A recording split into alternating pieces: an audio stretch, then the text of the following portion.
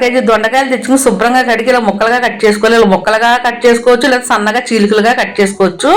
తర్వాత దీంట్లో 2 స్పూన్ల నిండుగా శనగపిండి వేసుకోవాలి, 2 స్పూన్ల నిండుగా కార్న్ఫ్లోర్ వేసుకోవాలి, 2 స్పూన్ల నిండుగా గోధుమ పిండి వేసుకోవాలి. ఈ గోధుమ పిండి ప్లేస్లో కావాలంటే మీరు మైదా పిండి కూడా వేసుకోవచ్చు. 1 స్పూన్ నిండుగా అల్లం వెల్లిపాయ పేస్ట్, 1 పావు స్పూన్ పసుపు వేసుకోవాలి, 2 స్పూన్లు కారం వేసుకోవాలి, టేస్ట్ తగ్గట్టుగా సాల్ట్ వేసుకోవాలి. ఇవన్నీ ముక్కలకు బాగా పట్టేలా కలుపుకోవాలి. తర్వాత 1 పావు స్పూన్ మసాలా పొడి కూడా వేసుకోవాలి. మనం వేసిన పిండిలన్నీ ఈ దొండకాయ ముక్కలకు బాగా పట్టేలా కలుపుకోవాలి.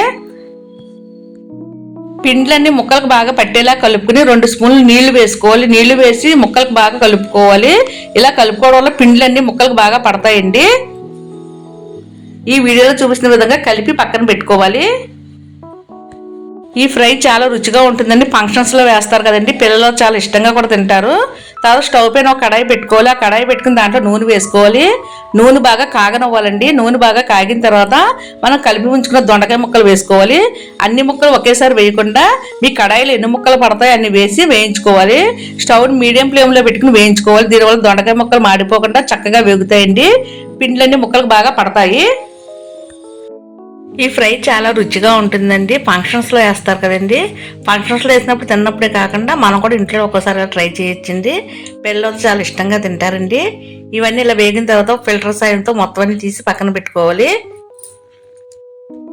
మిగిలిన దొండకాయ ముక్కలను కూడా ఇలా నూనెలో వేసి ఎర్రగా వేయించి తీసుకోవాలండి. మొత్తం దొండకాయ ముక్కలన్నీ వేయించిన తర్వాత ఒక గిన్నెలో వేసుకోవాలి.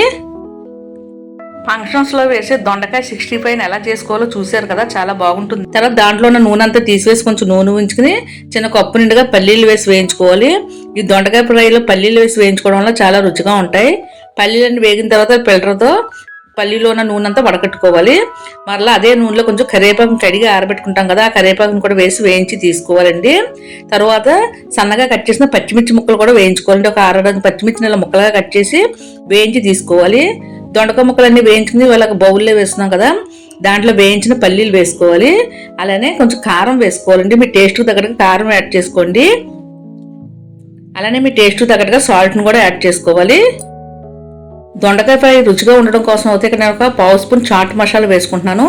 మీకు ఇష్టం ఉంటే వేసుకోవచ్చు, లేకపోతే స్కిప్ చేయవచ్చు. చాట్ మసాలా వేసుకోవడం వల్ల చాలా రుచిగా ఉంటుందండి, అందుకని ఇక్కడ నేను చాట్ మసాలా యాడ్ చేసుకున్నాను. మనం వేసుకున్న ఉప్పు, కారం, చాటు మసాలా ఈ దొండకాయ ముక్కలకు బాగా కలిసేలా కలుపుకోవాలండి. బాగా కలిస్తే కనుక తింటున్నప్పుడు చాలా రుచిగా ఉంటుంది. తర్వాత వేయించి పెట్టుకున్న కరివేపాకు, పచ్చిమిర్చిని కూడా వేసి కలుపుకోవాలండి. అంతే అండి. తర్వాత సర్వింగ్ బౌల్ వేసి